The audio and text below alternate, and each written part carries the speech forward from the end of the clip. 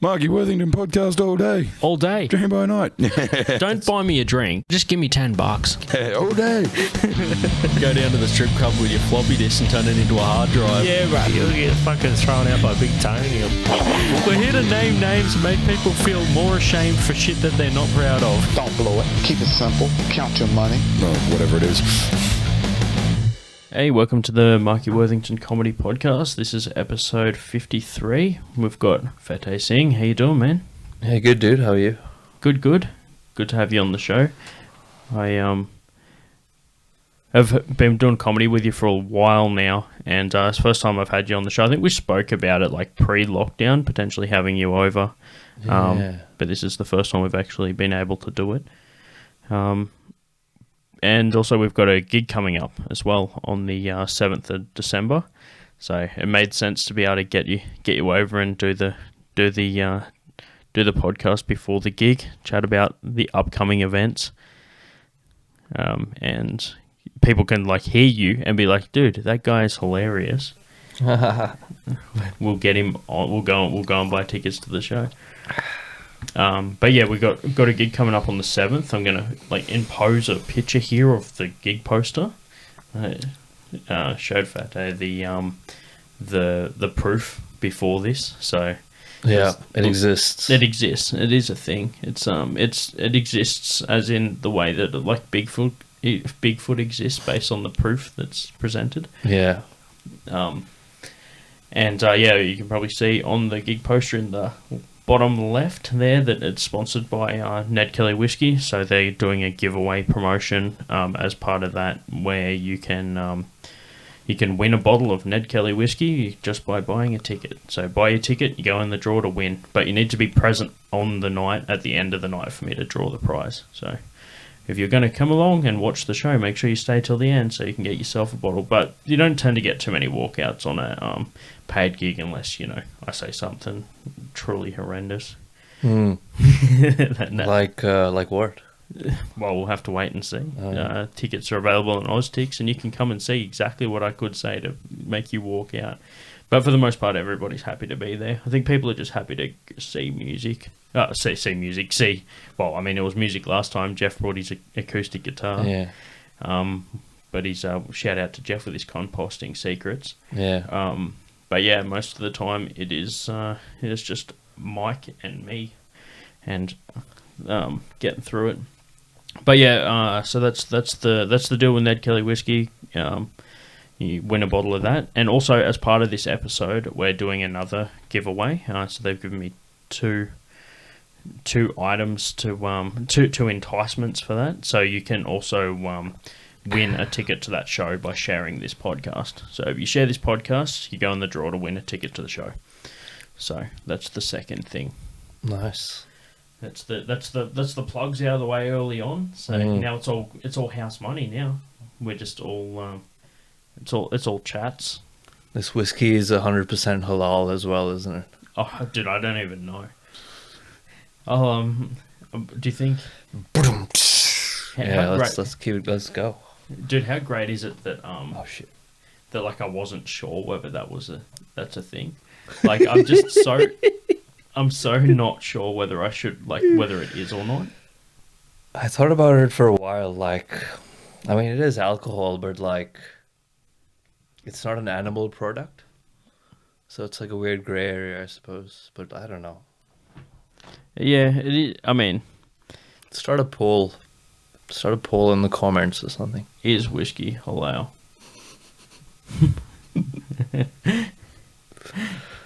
Dude, no, we got that coming up. But one thing that I noticed when I did some research when I was looking into this whiskey whiskey company. So this one, like this bottle that they're giving us as part of the giveaway, is called Honor, and the reason that they did that is because Ned Kelly did like a boxing match. I'll see. I got the wiki here. Yeah, it was done in August of 1874. Oh. And it was. There's like a description here, which is okay. Australian bushranger Ned Kelly. This is him posing picture again. After defeating this guy, his like boxing name was Wild Right. In it was 20 round bare knuckle boxing match. I don't know why I thought 50 in Beechworth, Victoria. I feel like that's just a standard night out in Beechworth, Victoria. Go 20 rounds with some dude who Has a beard. Yeah, who pinched your lady's knickers or something. Yeah, do 20 He's rounds. eyeing a petticoat. Yeah. Well, as you can see from the picture, it showed Fateh before this. Like he's wearing like long johns with a pair of boxing shorts over the top. It literally, he looks like he's done like this is after the match. He did like 20 rounds, barely a scratch on him. It just looks like he was startled, like he was asleep and someone knocked on his door, and this is how he answered it. It took like 2 hours or something to take a photo back then, probably. So he was probably standing there trembling, like. Yeah, maybe he was all beaten up after the fight, but he like healed in the time it took to take the photo. Oh, who knows, dude? We were talking about who documented his life, like who was taking the photos and putting in the journal logs for him. Yeah. Like he doesn't strike me as like a journaler. Yeah. Like he sat down every night and was like, "Oh, dear diary," you know? Did you think that Ned Kelly would have a podcast if he was around now? Oh, for sure. Yeah. Yeah. You're listening to it. No, I'm sorry. The Ned Kelly podcast. Yeah, that'd be super chaotic, dude. Like, yeah. he'd be threatening every guest. They wouldn't come again for sure. So I did like a charity event that was like a Ned Kelly beard competition. And we went to get this photo at the end with some like another charity organization that was also part of it, but they didn't want like a photo of me with the Ned Kelly helmet. Because what he'd do, people that don't know, a lot of people know, but he would wear like armor, which is why he lived for so long. Because back in like the 1800s, coppers just had muskets and shit, so like he would just walk out in a suit of armor, and like the bullets wouldn't really be able to get to him because he would just be wearing this massive shield of armor. So I was near the helmet, and the photographer was like, "Oh, can you stand away from the helmet? We do some work with Victoria Police, and we don't want them to like, you know, get mad because of the Ned Kelly, because he was an outlaw, right?" Yeah. And I was like, "It happened in 1870 whatever. Like, are they still like pissed off because he got away with crime before they killed him?" To be fair, I don't think Vic Police are even mad. I just feel like it was just the photographer like didn't want to accidentally piss someone off. Like, you know how they err on the side of caution? They're like, "Oh, just in case." Yeah. Mm. So they were mad because he's an outlaw, and This photographer was like, I don't want to take the risk in case they're still mad. what would happen 200 years ago? Yeah, exactly. Yeah, fair shit. Some people don't want to ruffle any feathers, I guess. That's what we're here for, right? To ruffle some feathers. That's right. Yeah. That's Yeah, right. I love feather ruffling. The old the feather rufflers. But this is the thing, man. It's like the way that the whole like, "Oh, I don't want to like ruffle feathers."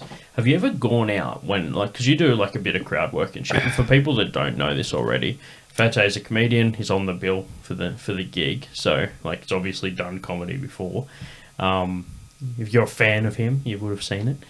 Or if you're just at Smith's when he was doing comedy, you would have seen it. If you're at the Basement, was the first time you ever did comedy at the Basement? Yeah, it was like November of last year. Yep. Yeah, it was at the Basement. I did quite a lot of material on, was it Flashlights? Oh no, that was the second gig. Probably,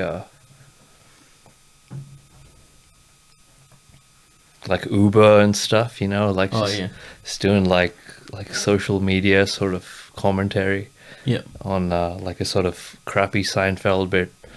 But it was so much fun, even though no one laughed, you know. I think Chris was the only one laughing at my jokes. So. It was such a thrill. Yeah. Yeah. The thing is, like, if Chris laughs, you're not sure it's because you're doing good or bad. Because, like, Chris is such a scholar of comedy that he'll see the bit within the bit, Yeah. you know? He sees a bit everywhere. Yeah. That's why he's so good. Chris Malton, right? We're talking about the same Chris. Yeah. Because, yeah, he just does a character, and anything he says just cracks me up because he's a character, you know? Yeah. But I don't know how to act, so until I can learn how to act, I actually got to write some funny stuff. But, like, as I was saying before, you tend to do a lot of crowd work. That I've noticed anyway. It depends on the room. Sometimes I notice Smith's tends to be more of like a crowd work venue. But yeah, that if you come out like on the back foot, like not like confident or not like willing to deliver material, you always get that like not sure how to be received response from the crowd. It's like even like I think crowd work is like kind of a bit more like of a dominant sort of like trait. Yeah. Whereas if you come out and you're like, oh, I'm not like, you ever seen like new people or someone that's trying new material? It's always like, oh, I'm not really sure about that bit or whatever. Yeah.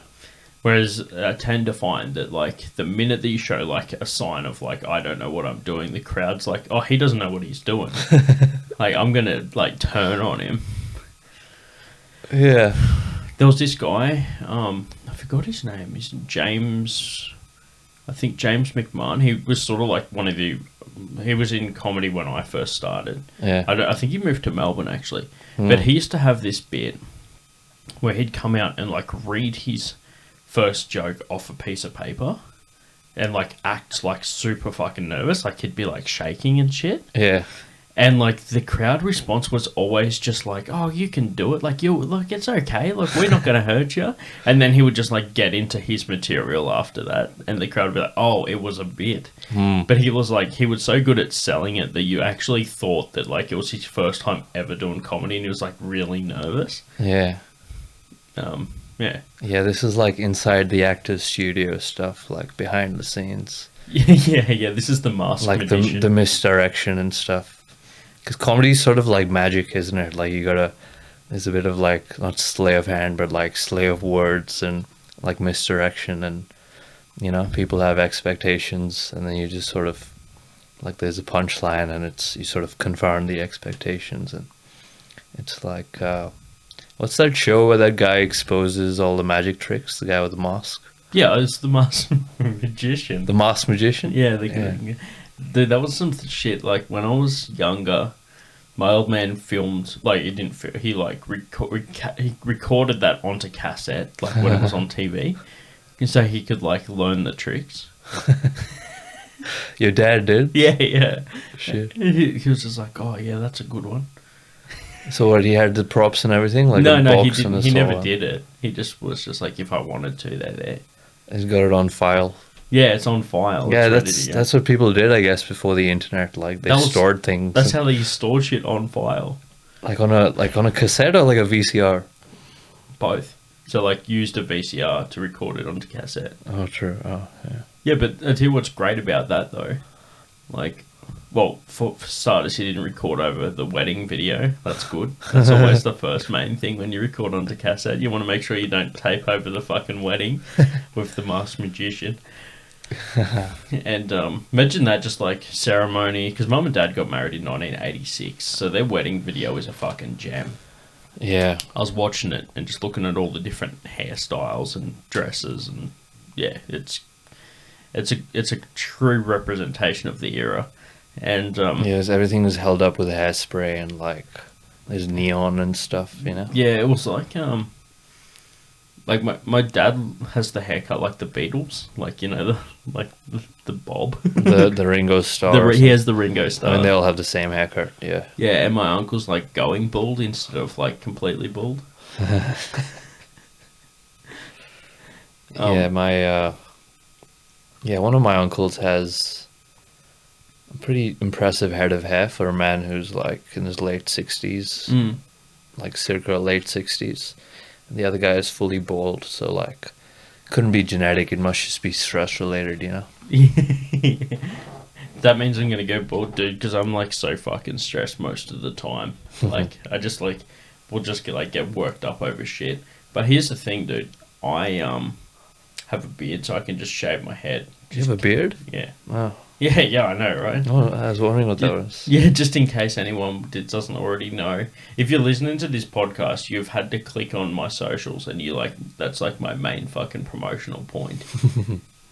That would be like saying like, oh, does Woolworths sell groceries?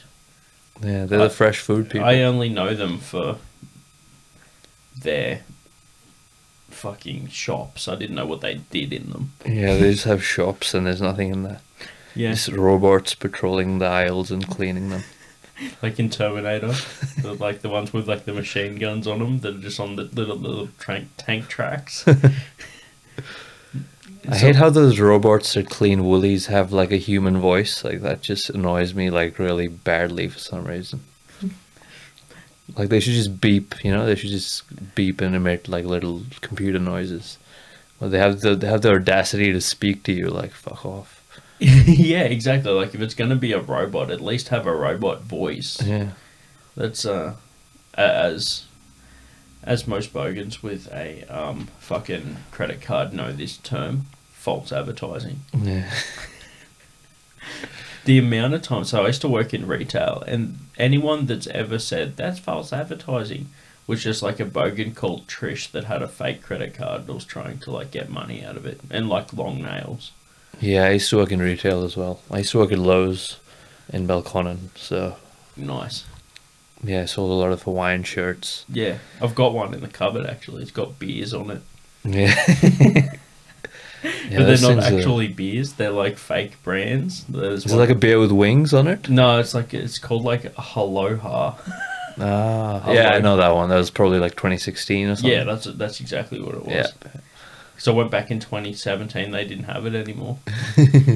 Yeah, people get really frustrated. They come to Lowe's like, "Oh no, you don't have a medium in the fucking pineapple unicorn fucking beer Hawaiian shirt." Like, dude, I'm doing you a favor. Get out of here, man.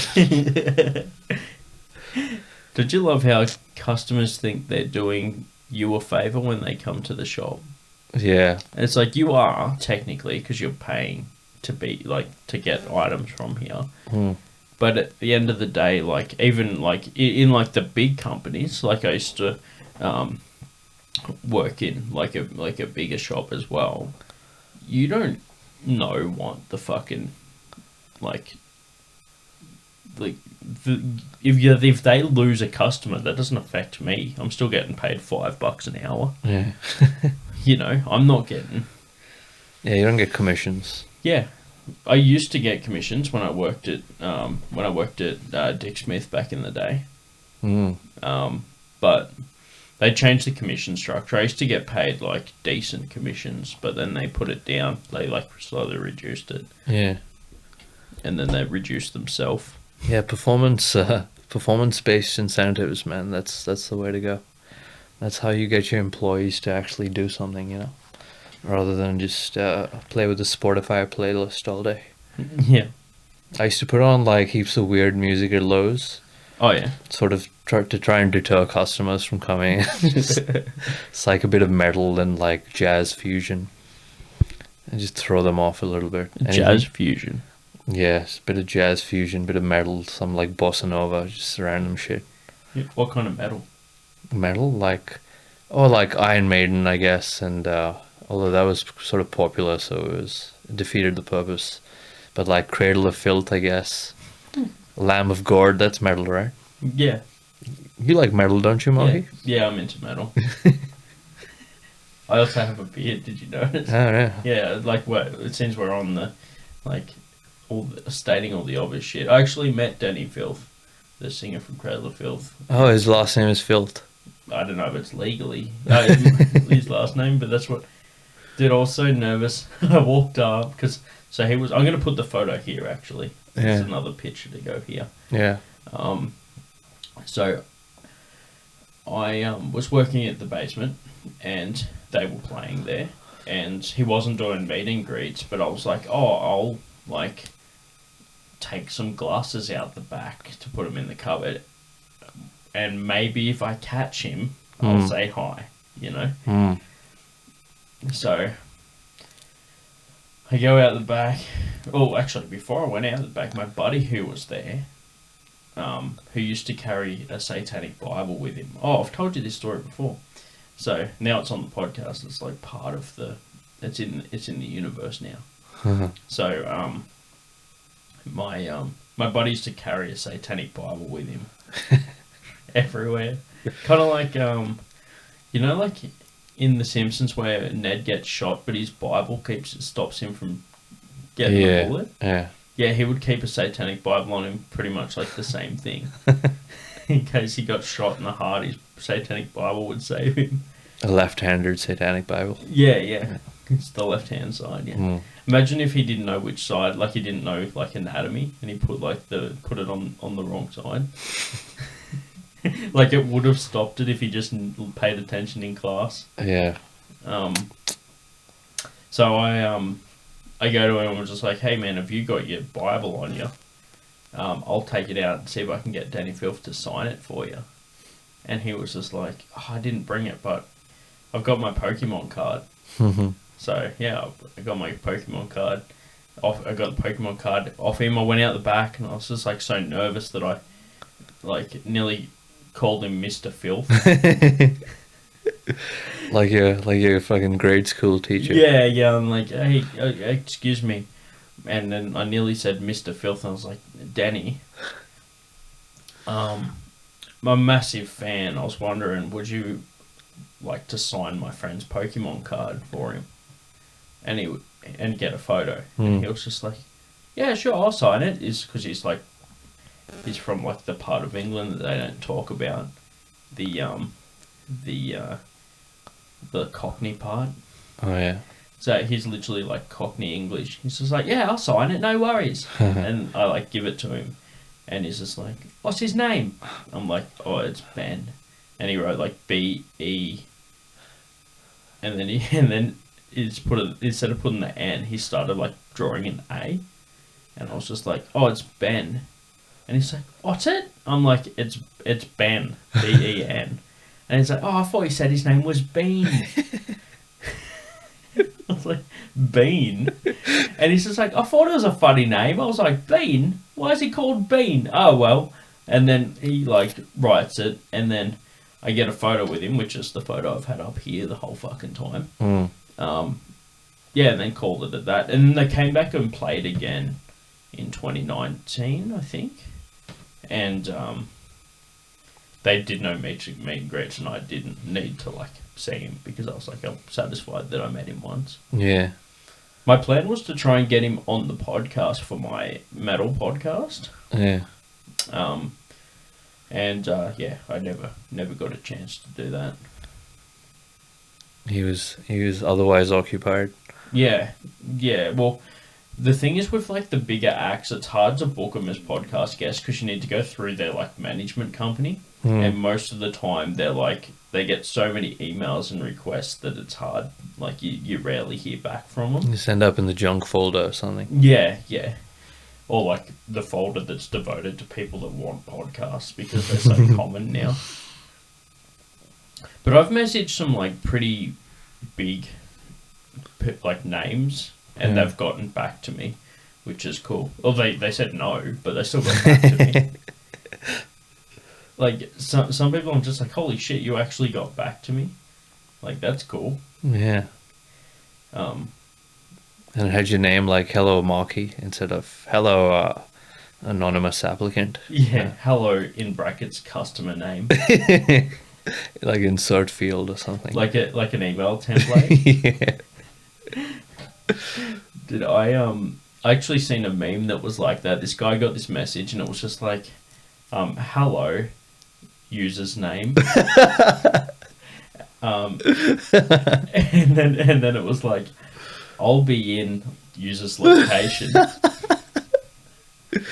on Thursday if you wanted to hang out or something like that. And then he just replied with like sorry, like chat robot, and like he replied basically with the same sort of message, but only he wrote it out. So he basically replaced all the fields with like generic terms.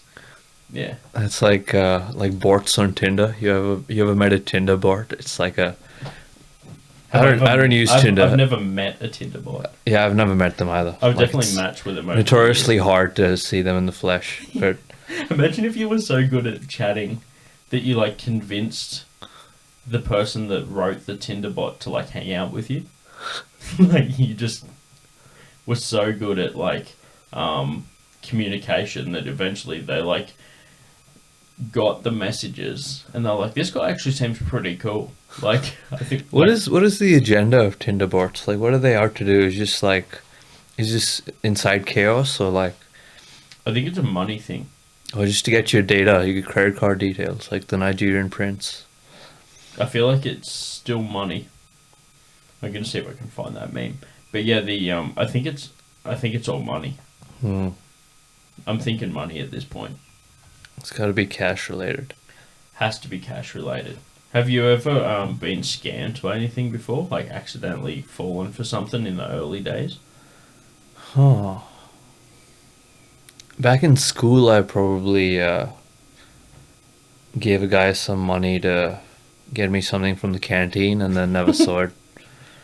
They just laughed. Like maybe like a chocolate eclair, but nothing after that I can remember. Have you been scammed by like telemarketers or something? No, so I've had people try, like when the whole hi that I'm calling from Microsoft. Yeah. Like I've had that multiple times. And I've had like, you get the standard emails and stuff. But the thing is, sometimes like they try and hit you up like a business opportunity. Like it's not even scammers aren't like just trying to be like, oh, send me some money to my PayPal. It's like, hi, like we'd like to represent your podcast on our podcasting network. Like to me, that's a scam. Like it's actually someone trying to reach out and do business. But in my mind. That's a scam. Yeah, no. And so, like, I sometimes get messages on Instagram because I like do some branding stuff, like obviously the whiskey and like I get sponsored by Mad Viking Beard Company, for the like beard oils and shit, and I'm kind of like, I must be in some database somewhere. It's like a brand ambassador. So like I get random messages to like for like, like cheap rings and shit, like because they want to like use that for marketing or like. Yeah, some dude like trying to sell I don't know, like a metal, like a plastic tampon on Wish.com, and he's like hits you up like, hey, I got this new product or something. Have you seen the crap on Wish.com? Like I don't know how those guys are still afloat. Like I'm gonna get their messages now because of like no. They know. They have ears out for like anyone that says Wish.com. Yeah, if you type in Wish.com in Facebook Messenger, it just automatically inserts the link. It's like, dude, I wasn't trying to like drum up business for them. I was saying, look at Wish.com, it sucks ass, That was the message. Such a funny term, it sucks ass. Yeah, it's Wish sucks ass. Dude, that sounds like the worst kind of thing. That's the worst thing. And from Wish as well, it would be fucking a good marketing campaign. Wish, we suck ass. Yeah, we suck major ass.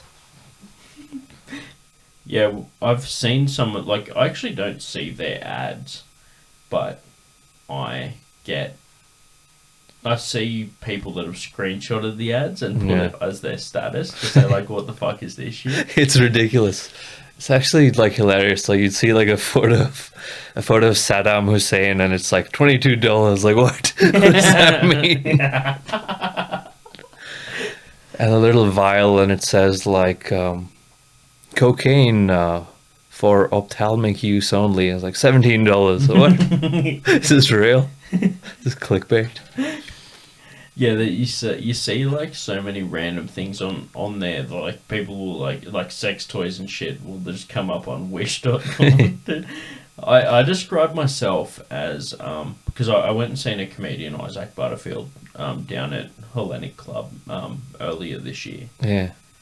and when I got a photo with him, I was like, I look like you ordered Isaac Butterfield on Wish, and I turned up, just like the budget version. Yeah, like Dollar Store or something. Yeah, dollar store. You have Dollar Store in Australia?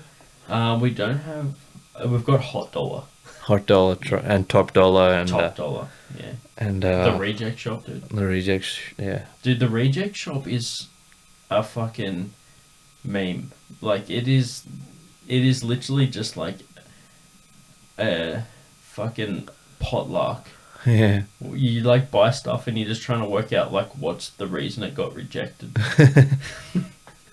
Like I bought Christmas wrapping paper there once Yeah. because I was like, I don't really care about wrapping paper because you just tear it open. Like it doesn't need to be expensive or good. So I'm like, I'll just go to the Reject Shop and get some. I got a roll for $1. Mm. And I brought it home, and I'm like, had the thing that I wanted to wrap, and I pulled it out, and it was just literally one layer of wrapping paper. Like it was like this, like it was like 30 centimeters Yeah. of wrapping paper, like just one revolution of the roll. Yeah. Just to wrap like a Perfume bottle. perfume bottle. Yeah. Yeah, that's literally what I wrapped with it. That's the only thing you could wrap. But that's like all that I needed to wrap. So I was like pretty happy because it was like a stitch up, but it was efficient.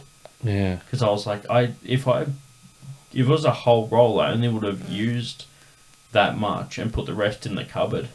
Yeah. But now I get the job done, save cupboard space. Yeah. It's actually quite a good deal. Only costs $1. Yeah, my cupboard's full of fucking wrapping paper as it is, just Everyone has bursting at that. the seams. I feel like everybody has a wrapping paper section of their cupboard. I don't really give gifts, so like I don't have any of that stuff. I don't have tape, I don't have scissors. You don't have scissors. I don't have any little fancy paper bags. Yeah. Nothing. I got like a bag of those paper bags in the shed, Yeah. just in case. The bag of bags, yeah. Oh, Yeah, whoever I'm gonna- wins the whiskey will probably get it in one of those bags. Yeah, nice. Yeah, we should sample this whiskey. Yeah. Oh, we probably have to give this one away. Yeah, you'll get it with a nib out of it. Yeah, with 20 ml missing. Like, oh, it was free, dude. Shut up. Yeah, like, that's not even a full shot. You had 2 10ml shots each. Yeah. He's super frugal. Well, the reason that I messaged them is because I actually bought a bottle and liked it, so I messaged them because, like, I like to. I don't really tend to like represent a company if I don't like their products. Yeah, no, you wouldn't sell like a dildo off Wish.com because Yeah, exactly. that'd be like false advertising. That I would if I like bought one and it was great. And then What are the odds of that happening? Yeah, I know, right? It's like it's the chances are better of getting a full roll of wrapping paper from the Reject Shop. Have you had do you drink a lot? Not as much as most bartenders. Yeah. Oh, you are a bartender, yeah. Shit. I would think all bartenders would be like fucking Nicolas Cage in Leaving Las Vegas. Dude, that is such a fucking crazy movie, right? My favourite scene in that movie is where he comes out and gets 2 bottles of vodka Yeah. and he threw the cap away. Like he's not going to put the lid back on. And then he walks into the shower while he's still sculling the first bottle. And he drinks like half the second bottle and puts it like in the little rack where you put like shampoo and stuff, like Yeah. in the shower. He put like the bottle in there while he like continued to shower. Man, that's That's amazing. my favourite scene. There's this one scene of him like taking 2 bottles from the fridge and he's walking through like a dim living room and he's clutching them to his chest and he's trying to like come across as like tragic and like miserable, but he's got this weird like trembling expression on his face and you just can't help but laugh. It's like fucking Yeah. that movie's just like such a gold mine. There's the bit where they pick up this fucking suitcase and he's like, "No, leave it, I've got it," and it just it opens up and all the bottles just fall out. Like he hasn't even got any clothes; it's just filled with like booze. He's going through he's like, he hates himself and he's like a miserable alcoholic, but then like in the morning when he's going through the liquor store with a shopping cart, he's like singing and whistling to himself, like skipping through the aisle and chucking vodka and absinthe and whiskey, everything in there. Oh man. Yeah. I had a really disgusting liquor, a Chinese liquor in like 2013, and I still remember like the taste of it because it was so awful. Yeah. It's called Baiju. Okay. And it's made from like sorghum, which is a kind of grain. And the brand is Kwei Tao Mu Chai or Kwei Chow Mu Tai or something. Yeah. And there's like ads of it up. There's ads of it up like outside Sydney Airport. Comes in this like grey opaque bottle, so it's not even glass, like grey plastic. It's got like a red ribbon on it. And like you have one sip, like you just need like a few ml and you take a sip and it tastes like rat poison or like lye or something awful, and it's like the worst thing ever. And I just like cannot imagine how anyone could drink any of that. Like I know maybe you're not meant to enjoy it, maybe it's just Chinese people hate themselves or something. But it was just so awful, man. Fucking hell. It tastes like rat poison, which means you've either tasted rat poison or you just assume that that's what it tastes like. Like I remember when I was a kid, once I got I used to like you know those like snack boxes. It's got like different, like it's like for Christmas or whatever. You pull it out. It's got a whole bunch of different things like the soy snacks and like the random like peanuts and stuff all in like one tray. Yeah. And there's like a mixture of all different things on there. I bought one of those and it had wasabi peas in there. Yeah. And I left it on the bench and I was like snacking on them. And my dad came out and he like seen the wasabi peas and he had one. And I like walked out and he was like rinsing his mouth in the sink. And I said, what are you doing? He's just like, someone's put rat bait in this. Like but when you think about it, right, if you've never had wasabi before, Yeah. that's probably what you would imagine rat bait would feel like in your mouth. Yeah. Tingly and sinusy. It's very horseradishy. It is very horseradishy. It goes through your nose. Yeah, fuck. So that's but it was just like, I'm pretty sure that's rat bait. Like convinced that it wasn't at all. Like, yeah, fucking the wife of the kid has bloody put some rat baited peas on the counter again. Here we go, let's rinse it out. Yeah, the wife of the kid. Someone's trying to kill me in this house. Oh well, should have seen this coming. He just ate the wasabi piece and was like, well, my day has come. They say that arsenic tastes like almonds. Oh yeah? Yeah. I heard that. Where'd you read that? It was someone that his wife was trying to kill them by putting arsenic in their porridge every morning. That'd be a good place to put it because people usually put almonds in porridge. Yeah. Imagine if they put almonds in there as well. And he was like, "There's too much it's got too much of an almond flavor." Oh, that's how he knew, because one day it tastes like almonds, but though he couldn't see any almond. Yeah. No, it's oil, babe. It's just oil. It's almond oil. It's almond milk. It's like, you know, Huey the TV chef. Huey. Yeah. I think so. It was a thing in like the 90s, early 2000s.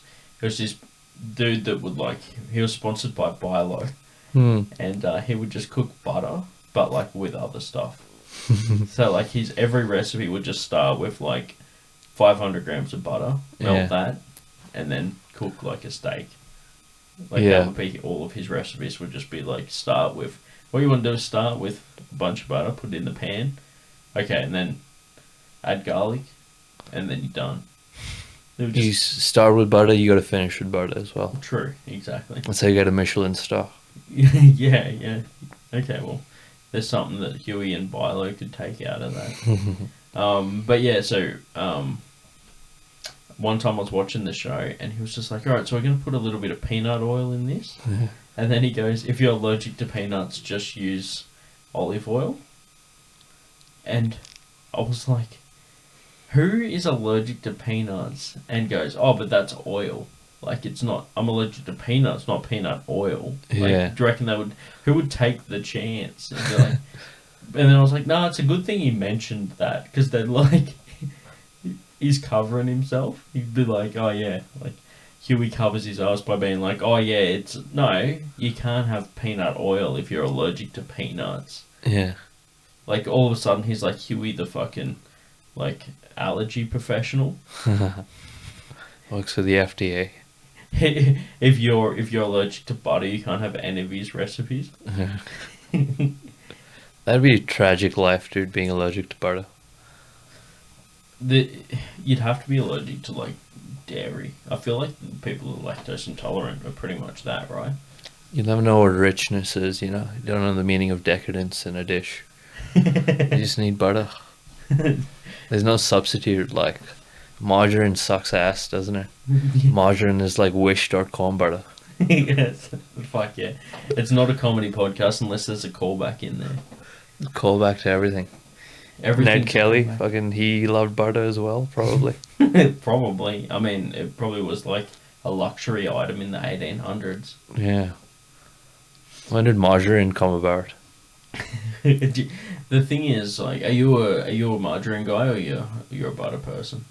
You know, it's funny, I haven't bought a stick of butter in like 2 or 3 months.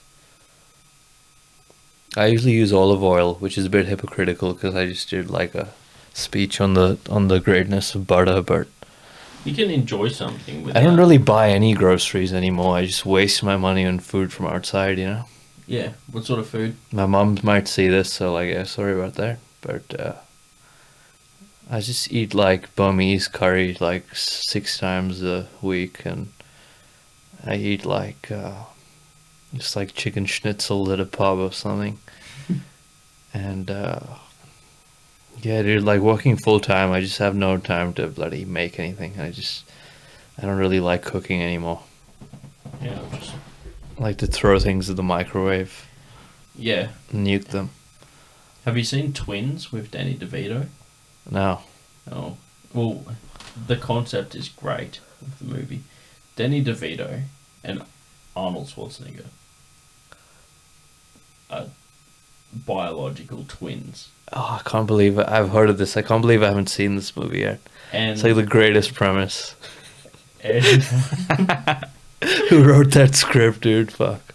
Let's get him on the next show.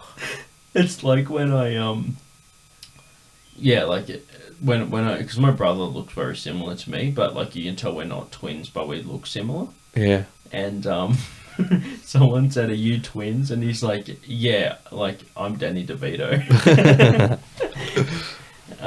Anyway, so DeVito like introduces Arnie to the microwave Yeah. and like microwaved food, because the start of the movie basically, and I won't spoil it, but basically the idea is like Arnie's grown up on an island and taught like martial arts and fitness and all this like stuff, and Danny DeVito's just like a degenerate that's grown up in like the city, that's like always dodging debt and like has fines and all this crazy shit, and they come together because Arnie finds out he's got a twin, so he wants to meet him. Yeah. And there's this scene where he's like throwing some fucking like chicken parmesan in the microwave and just like heating it up that way for dinner. Yeah. And he's like, I know you're probably used to spearing fish off the lagoon, but in America we nuke it. He just pulls it out and he just fucking sprinkles the cheese on there and gives it to him, and then it's just him just going like, Arnie's just like, I like nuke food.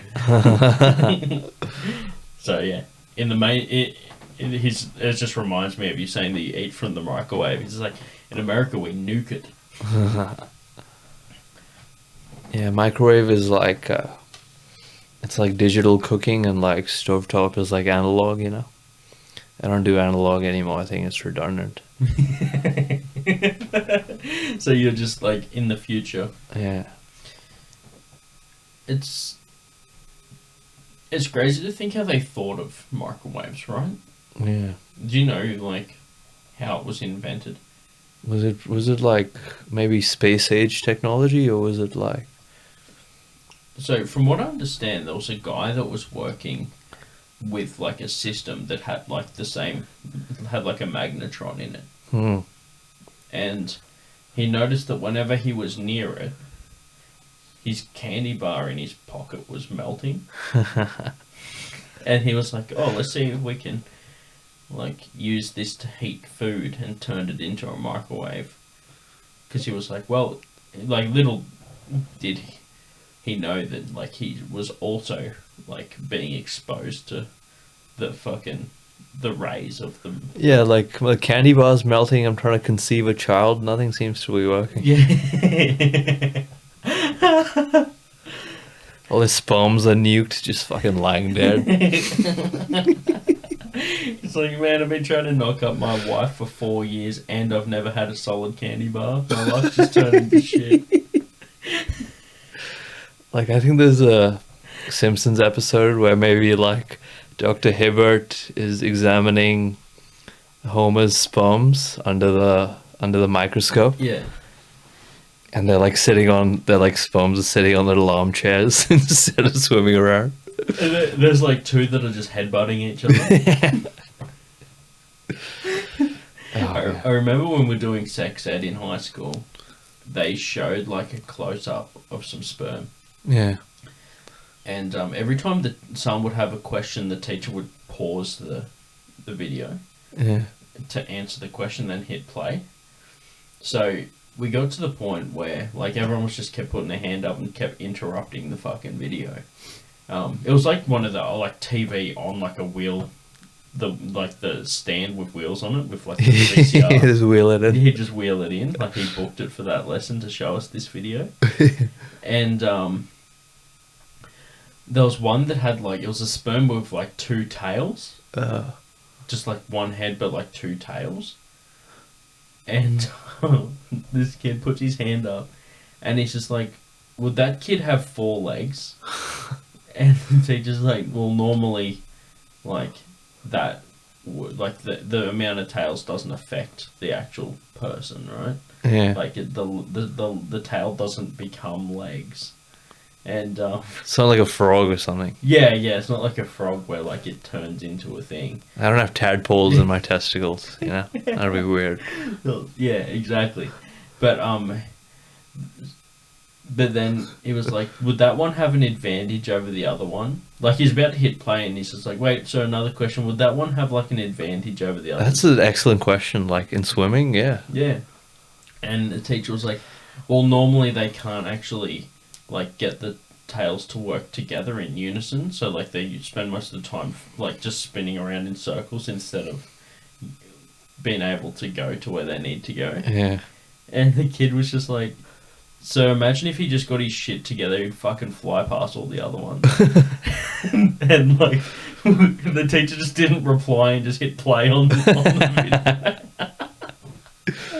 video. How funny is that as a, like, idea though? It's just like, the idea of that thing, like, having a brain to just be like, man, I need to get my shit together. I know that I've got what it takes to beat all these other ones. Yeah. But I just can't get me fucking tails in the same spot.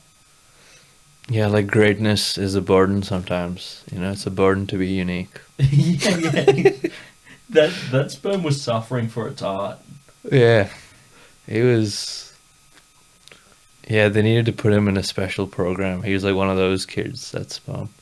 Yeah, it was like the... he had... Savant. He was like it, that would be the sperm that creates fucking, like, Van Gogh. Van Gogh? Van Gogh. Why did I say Van Gogh? That's how it's spelt, though, isn't it? Van Gogh. Van Gogh. Do you ever see that show, called like Gogs or something. It was like cavemen out of clay animation. Yeah, I've seen a bit of it. That was some creepy shit. Kids shows from that era were fucking weird. Was that early 90s? Early 90s, yeah. Yeah. And there was the Trapdoor, dude. Oh. Have you seen that one? Is that R.L. Stein or something? No, Goosebumps, no. dude. No, dude, it's like it could be, but it's not. It's like an R.L. Stein premise, but built by ABC.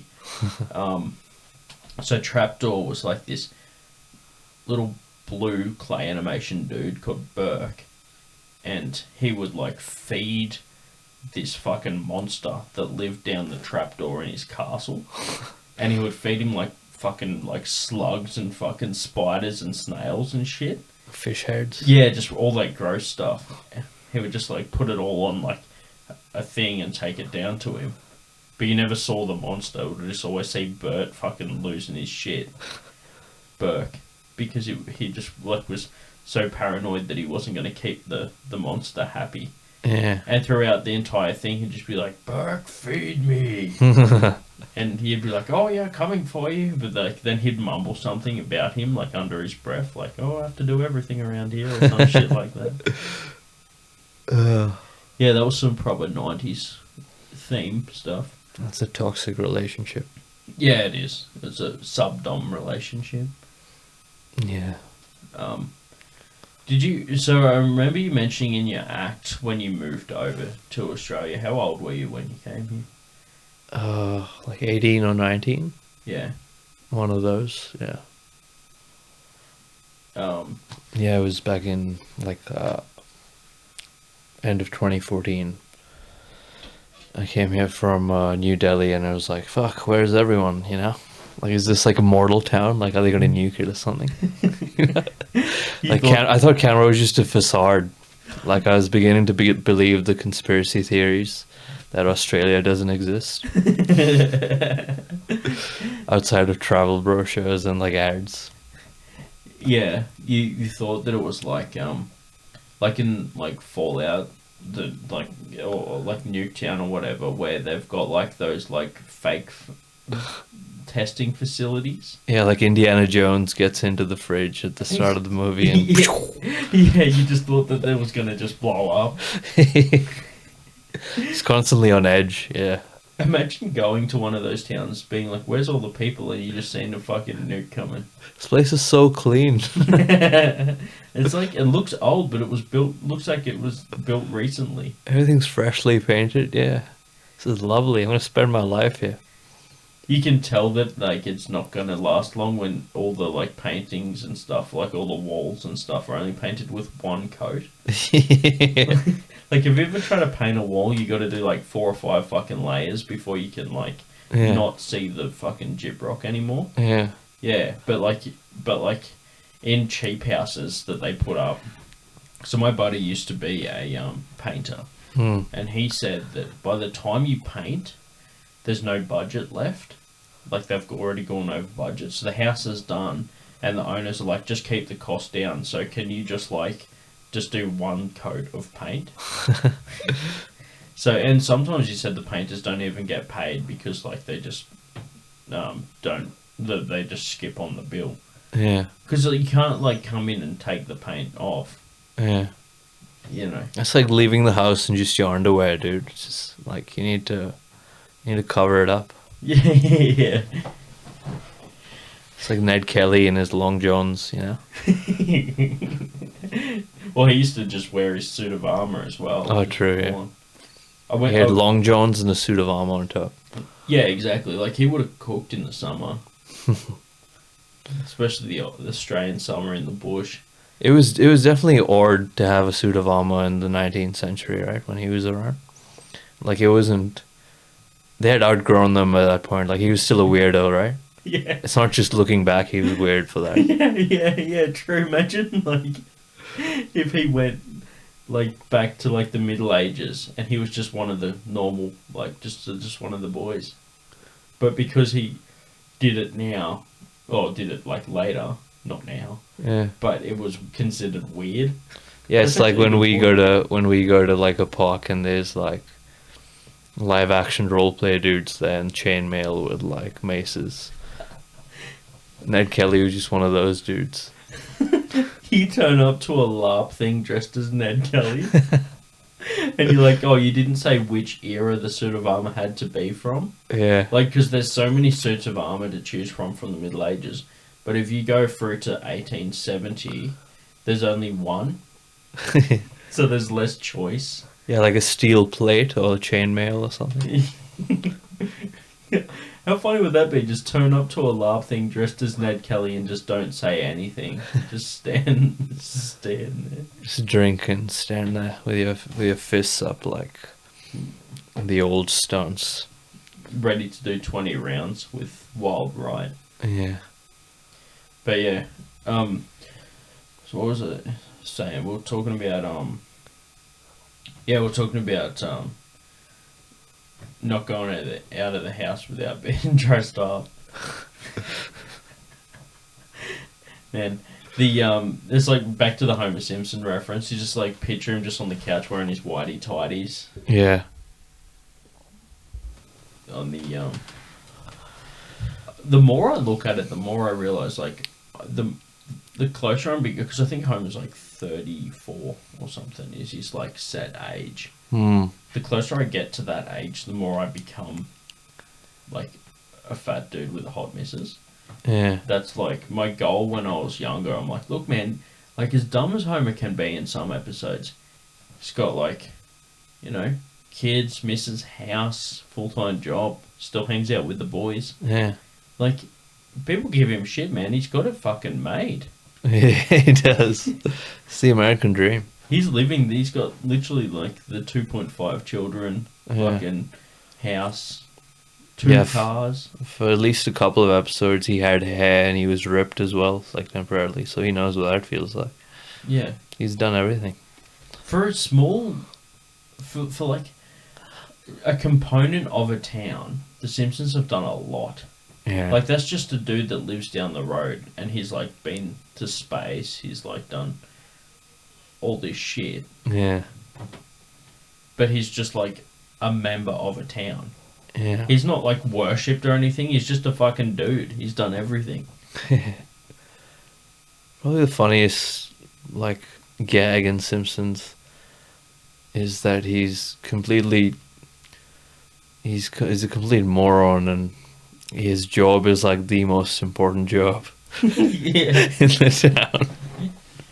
Like they didn't give the fucking nuclear safety technician job to like Blaney.